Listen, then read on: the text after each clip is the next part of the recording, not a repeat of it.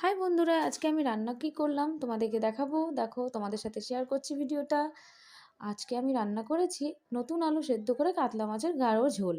আসলে আমি পুরো ভিডিওটা তোমাদেরকে দেখাতে পারছি না, মানে প্রথম থেকে আমি রেসিপিগুলোকে ঠিকভাবে ক্যাপচার করতে পারিনি। তার কারণ আমি রান্নাবান্না একলা হাতে করছিলাম, জোগাড় করা, মাজা ধোয়া, মানে মাছ ধোয়া, এই মশলা করা, সমস্ত কিছু জানোই বন্ধুরা, রান্না করতে গেলে কত ঝামেলা। এবার একা একা সব কিছু করতে গেলে কিন্তু ভিডিও করা মোবাইল নিয়ে অসুবিধা হয়। তো যাই হোক, তাই জন্য আমি রান্না করতে করতেই তোমাদেরকে ভয়েস ওভারে বলে দিচ্ছি। আমি কড়াইতে তেল গরম করে আগে মাছগুলোকে ভেজে রেখেছি, কাতলা মাছের পিস।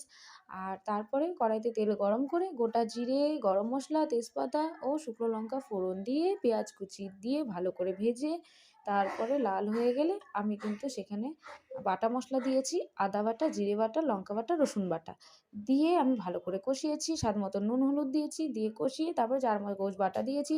তারপর ভালো করে কষাতে কষাতে আগে থেকে সিদ্ধ করে রাখা আলুগুলো দিয়ে কষিয়ে জল দিয়েছি। ঝোল ফুটতেই মাছ ভাজাগুলো দিয়ে গরম মশলা দিয়ে